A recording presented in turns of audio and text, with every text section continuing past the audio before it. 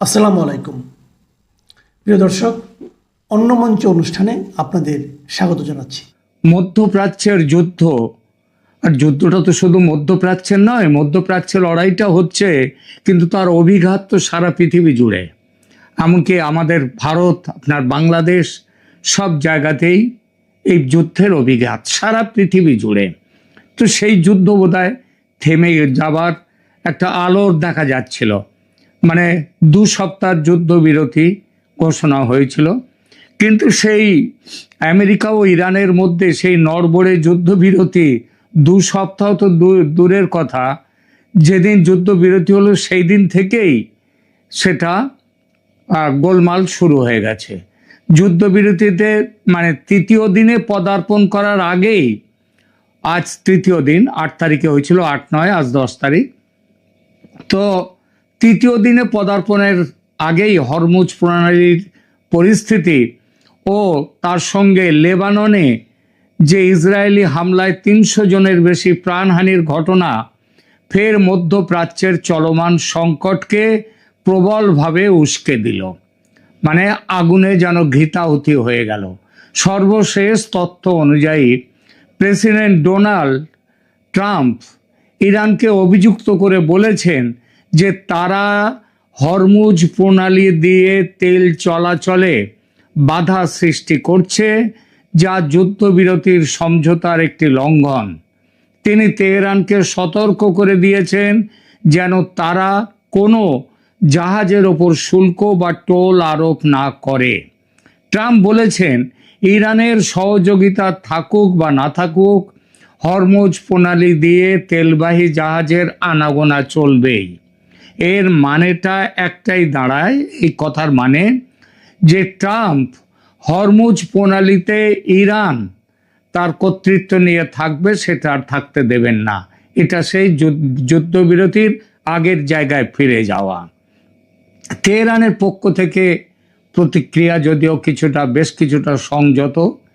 ইরানের সর্বোচ্চ নেতা, ধর্মীয় নেতা মোস্তাফা খামেনি, তিনি বলেছেন ইরান যুদ্ধ বাড়াতে চায় না, তবে তিনি স্পষ্ট করে দিয়েছেন যে ইরান তার সার্বভৌম অধিকার ছাড়বে না। এই সার্বভৌম অধিকারের মধ্যে হরমুজ প্রণালীর ওপর তাদের নিয়ন্ত্রণও অন্তর্ভুক্ত। কিন্তু প্রশ্ন ওঠে, হরমুজ প্রণালী কি একাই ইরানের জলসীমার অন্তর্ভুক্ত, নাকি অন্য কোনো দেশের অংশ আছে এর মধ্যে, নাকি কোনো দেশের অংশই নেই এর মধ্যে? এটা আন্তর্জাতিক জলসীমা, আন্তর্জাতিক মানে সমুদ্র সীমা, সুতরাং কারোরই কোনো অধিকার নেই। এই বিষয়টা নিয়ে দেখলাম আমাদের অনেকেরই ধারণা স্পষ্ট নয়। ইরানের হরমুজ বন্ধ করা নিয়ে এত হইচই চারদিকে যে অনেকেই মনে করেন যে হরমুজ প্রণালী বোধহয় এর মালিক বুঝি একা ইরান। ইরানের মধ্যে হরমুজ প্রণালী বোধহয় আসলে একটা জায়গা, সমুদ্র একটা ইরানের মধ্যে, সেটা আসলে কিন্তু তা নয়।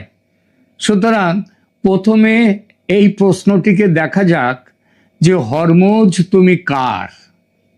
হরমুজ প্রণালী পুরোপুরি ইরানের জলসীমায় নয়, এটা তো বললাম। এটা তাহলে কি? এটা এই যে জলসীমাটা, এর দুপাশে একদিকে আছে ইরান আর একদিকে আছে ওমান। এই দুই দেশের ভৌগোলিক অবস্থানের মাঝখানটায় দাঁড়িয়ে আছে এই হরমুজ প্রণালী, এই সমুদ্র, তার একটা প্রণালী, সমুদ্রই ওটা। তো এবং আন্তর্জাতিক এটা, তাহলে এটার মালিকটা কে হবে?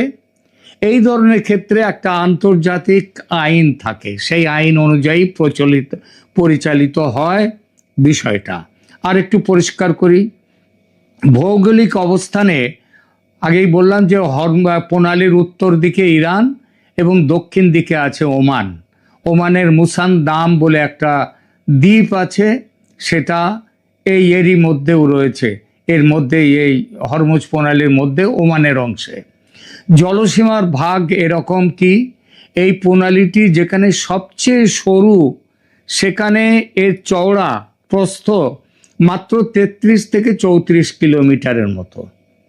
আন্তর্জাতিক নিয়ম অনুযায়ী একটি দেশের জলসীমা তার উপকূল থেকে 12 নটিক্যাল মাইল পর্যন্ত, এই 12 নটিক্যাল মাইল মানে হচ্ছে 22 কিলোমিটার, এই পর্যন্ত তার থাকবে তার জলসীমা, তার ওপারে তার কোনো অধিকার নেই, সেটা আন্তর্জাতিক। এইটা হচ্ছে নিয়ম।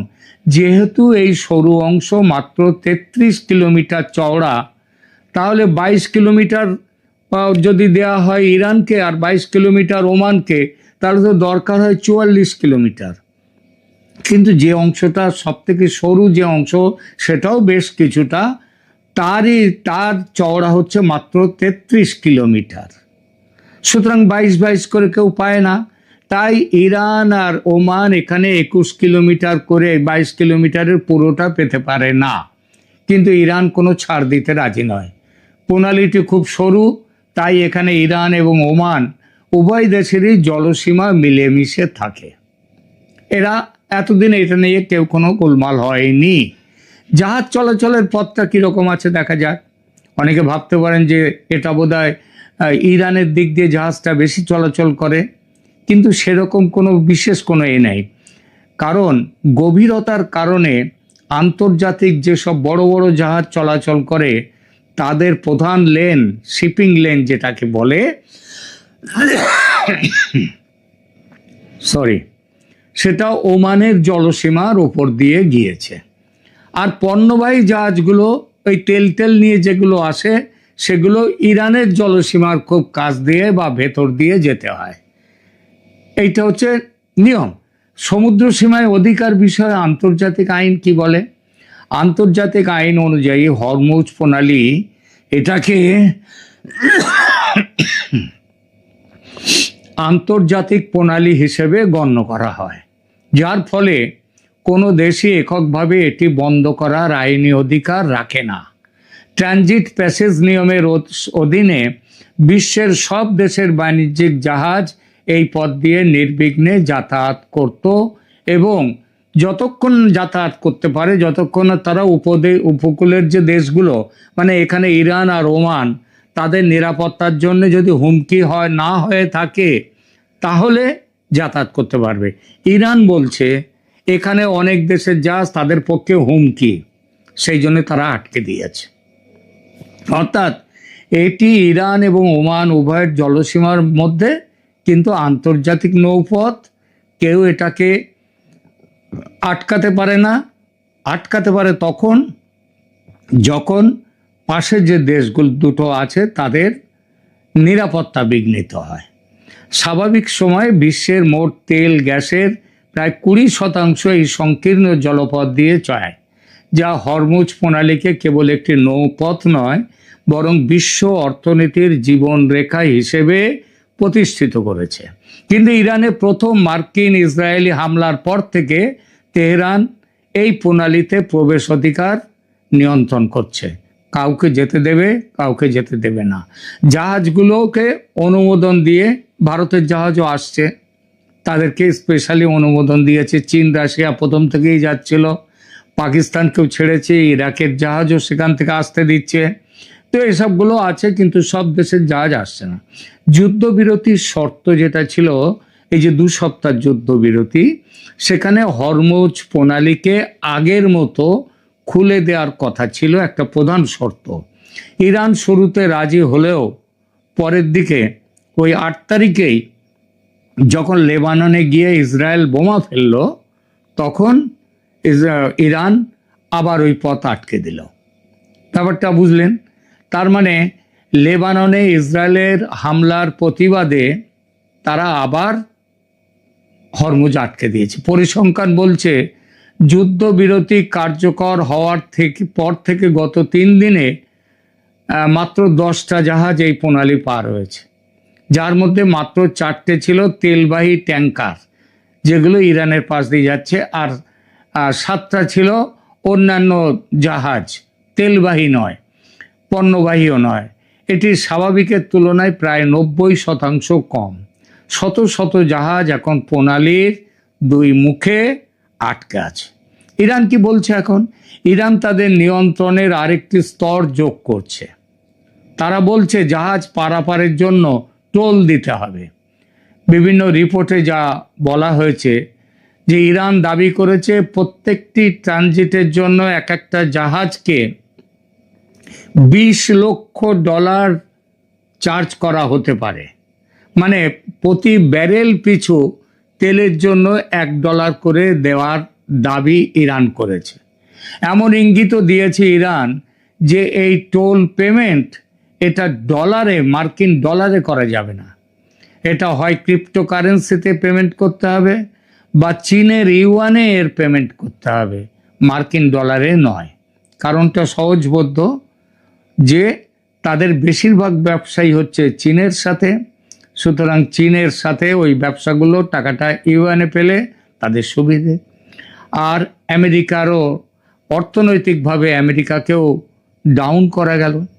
ইরানের রাষ্ট্রীয় সংবাদ মাধ্যম এটিকে যুদ্ধ বিধ্বস্ত দেশ পুনর্গঠনের জন্য তহবিল সংগ্রহ বলে ঘোষণা দিয়েছে। আন্তর্জাতিক আইন বিশেষজ্ঞরা বলছেন যে নৌ চলাচলের স্বাধীনতা রয়েছে, সুতরাং কোনো পেমেন্ট বা টোল ছাড়াই জাহাজ চলাচল করতে পারবে, মানে টোল ছাড়াই। হরমুজ প্রণালী অন্য যে কোনো সামুদ্রিক পথের মতোই মানব জাতির জন্য একটি উন্মুক্ত সম্পদ, এখানে কারোর দখল নেই। শেষ পর্যন্ত পরিস্থিতি এমন দাঁড়িয়েছে যে যুদ্ধবিরতি কোনো মতে টিকে থাকলেও একটি গুরুত্বপূর্ণ জলপথ এটা ইরানের কঠোর নিয়ন্ত্রণে রয়েছে, এবং এই পথের নিয়মাবলী কে নির্ধারণ করবে, কিভাবে নির্ধারণ করবে, সেটা নিয়ে উত্তেজনা বাড়ছে। এর মধ্যে একটা মজার কথা শুনুন। বিজনেসম্যান ট্রাম্প এখানেও একটা ব্যবসার খেলা খেলতে গিয়েছেন।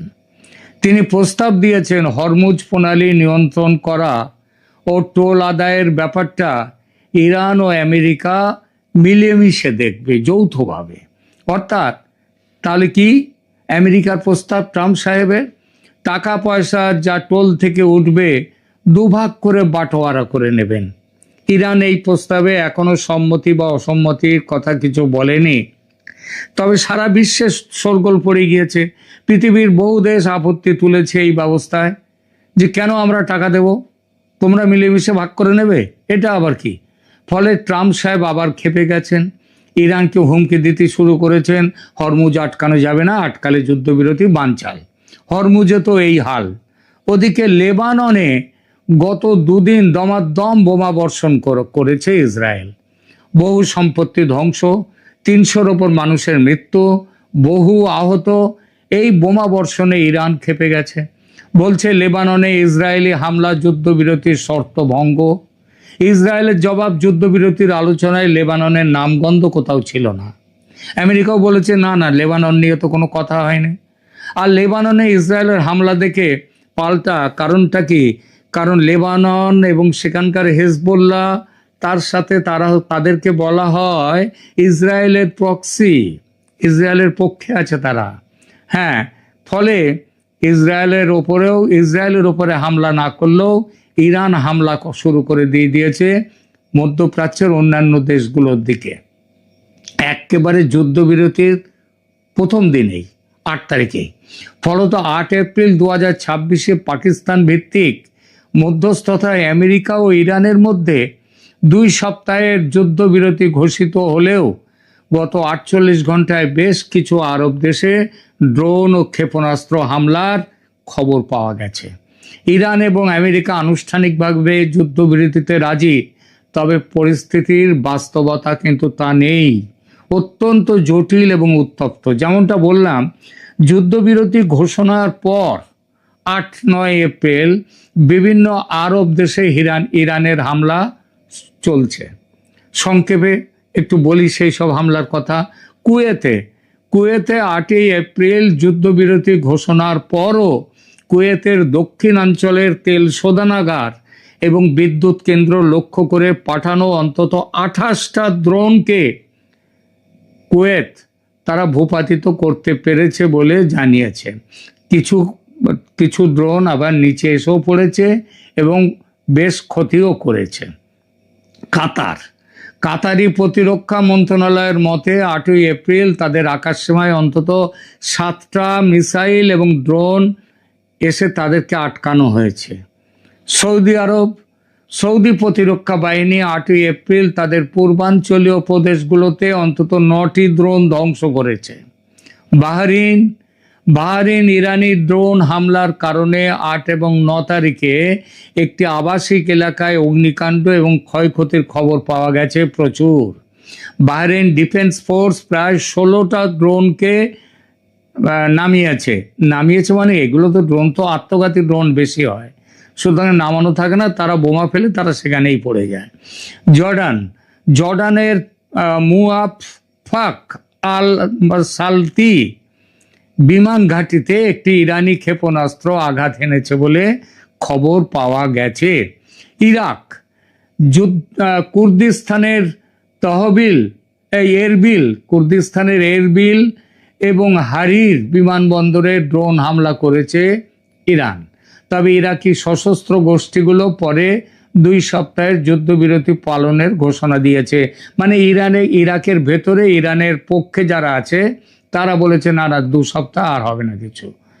লেবানন ইস্যুতে ইসরায়েল এবং আমেরিকা দাবি করেছে যে এই যুদ্ধবিরতি লেবাননের ক্ষেত্রে প্রযোজ্য নয়, ইরান বলছে প্রযোজ্য। ফলে ইসরায়েল দক্ষিণ লেবানন ও বেইরুটে হিজবুল্লাহর লক্ষ্যবস্তুতে অপারেশন ইটারনাল ডার্কনেসের মাধ্যমে ব্যাপক বিমান হামলা চালিয়ে যাচ্ছে। এর প্রতিক্রিয়ায় হেজবুল্লাহ 9 এপ্রিল থেকে ইসরায়েলের ওপরও পুনরায় হামলা শুরু করে দিয়েছে। তাহলে যুদ্ধবিরতির আসল চেহারাটা দেখলেন? এই যে যুদ্ধবিরতি, এটা কদিন হবে, থাকবে, ঘোর সন্দেহ আছে। এখনো একমাত্র এখানে ইসরায়েল তার বাঁচা মরার লড়াই হিসেবে বেছে নিয়েছে, আবার এই বাঁচা মরার লড়াই ইরানের কাছেও। আর আরব দেশগুলো এই 2 শক্তির চাপে এবং আমেরিকা আরব দেশগুলোতে ঘাঁটি গেড়েছে, সুতরাং তারাও যুদ্ধের শিকার হচ্ছে। এই পরিস্থিতি থেকে পরিত্রাণের পথ ছিল আজ 10ই এপ্রিলে আজকেই ইসলামাবাদের শান্তি বৈঠক। সেখানে ইরানের 10 দফা দাবি আর আমেরিকার 15 দফা দাবি নিয়ে বৈঠকের কথা ছিল, কিন্তু সে বৈঠক এক অদ্ভুত কারণে ভেস্তে গেছে। কারণটা কি জানেন? গতকাল পাকিস্তানের পররাষ্ট্রমন্ত্রী ইসাক দার এক পোস্ট দিয়ে বলেছেন ইসরায়েল লেবাননে গণহত্যা চালাচ্ছে। ব্যাস, এতেই ক্ষেপে লাল ইসরায়েল, বলেছে পাকিস্তানের বৈঠক করবেন না, কারণ পাকিস্তান ইরানের পক্ষে, পাকিস্তান লেবাননের পক্ষে, সুতরাং আমরা পাকিস্তানে গিয়ে কোনো বৈঠক করব না। তারা এখনো অনড় আছে। শেষ সংবাদ পাওয়া পর্যন্ত ইসাক দার তার সোশ্যাল মিডিয়া পোস্ট ডিলিট করে দিয়েছেন, কিন্তু ইসরায়েল শান্ত হয়নি। বৈঠক হবে কিনা ঠিক নেই। সব মিলে যা অবস্থা, তাতে 2 সপ্তাহ যুদ্ধবিরতি 2 দিনের মধ্যেই মুখ থুবড়ে পড়বে কিনা সেই চিন্তা এখন আবার ছেয়ে ফেলেছে সারা পৃথিবীকে। আপনাদের কাছে নিয়মিত খবর পাঠাবো, যুদ্ধের খবর, মধ্যপ্রাচ্যের খবর। থাকবেন, সাবস্ক্রাইব করুন। দক্ষিণ এশিয়ার রাজনীতিতে খুব কম ইস্যু আছে যেখানে ভূগোল, ক্ষমতা, ইতিহাস আর কূটনীতি এত ঘন হয়ে, জড়ো হয়ে, অঙ্গাঙ্গিভাবে জড়িত থাকে। গঙ্গার পানি চুক্তি তার অন্যতম। 2026 সালে ফারাক্কা জল চুক্তির মেয়াদ শেষ হওয়া মানে কেবল একটি চুক্তির অবসান নয়, এটি আসলে বাংলাদেশ ভারত সম্পর্কের একটি পরীক্ষামূলক মুহূর্ত। শেখ হাসিনার অনুপস্থিতিতে সেই পরীক্ষার চরিত্র আরো অনিশ্চিত হয়ে উঠেছে। 1996 সালের গঙ্গা চুক্তিটি ঐতিহাসিক ছিল এই কারণে নয় যে এটি নিখুঁত বা ন্যায্য ছিল, বরং এই কারণে যে ভারত প্রথমবারের মতো শুষ্ক মৌসুমে একটি নির্দিষ্ট কাঠামোর ভেতরে বাংলাদেশকে পানি দেওয়ার রাজনৈতিক অঙ্গীকার করেছিল। চুক্তিটি 30 বছরের জন্য করা হয়েছিল, যা নিজেই বলে দেয় যে এটি স্থায়ী কোনো সমাধান নয়, বরং পারস্পরিক আস্থার উপর দাঁড়ানো একটি সাময়িক বন্দোবস্ত। নদীর মতো দীর্ঘস্থায়ী বাস্তবতার বিপরীতে এমন মেয়াদি চুক্তি যে একদিন রাজনৈতিক চাপের মুখে পড়বে, সেটি তখনই অনুমেয় ছিল, এখন সেটা আরো স্পষ্ট হয়ে উঠেছে। তবু এই চুক্তির অধীনে বাংলাদেশ যে সুফল পেয়েছিল তা অস্বীকার করার কোনো কারণ নেই। প্রতি বছরই জানুয়ারিতে ফারাক্কা পয়েন্টে বাংলাদেশ যে পরিমাণ পানি পেয়েছে বিগত বছরগুলোতে, তা গত 24 বছরের মধ্যে সর্বোচ্চ। প্রতিদিন গড়ে প্রায় 95,000 কিউসেক পানি প্রবাহিত হয়েছে পদ্মায়। এর আগে 1998 সালে চুক্তির শুরুর দিকে পানি পাওয়া গিয়েছিল আরো বেশি, অর্থাৎ চুক্তিটি কাগজে সীমাবদ্ধ ছিল না। রাজনৈতিক সদিচ্ছা থাকলে এটি কার্যকর হয় তার প্রমাণ পাওয়া গেছে। যদিও অনেক বিশেষজ্ঞ বলেছেন যে গঙ্গা চুক্তিটি শুরু থেকে একটি সীমিত এবং অসম কাঠামোর উপর দাঁড়িয়েছিল। অববাহিকা ভিত্তিক নদীর ক্ষেত্রে যেখানে পুরো নদী ব্যবস্থাকে একটি একক হিসাবে ধরার কথা, সেখানে গঙ্গার পানি হিসেব করা হয় একটি নির্দিষ্ট পয়েন্টে, ফারাক্কা ব্যারাজে। এর ফলে উজানে কি হচ্ছে, কতটা পানি কোথায় তুলে নেওয়া হচ্ছে, তার বেশিরভাগই আলোচনার বাইরে থেকে যায়। বাস্তবে ভারতের বিভিন্ন রাজ্যে থাকা অসংখ্য ছোট ছোট ড্যাম এবং ব্যারাজ ফারাক্কার চেয়েও বহুগুণ বেশি পানি প্রত্যাহার করেছে বলে জানা যায়, অথচ চুক্তিতে সেগুলোর অস্তিত্ব নেই।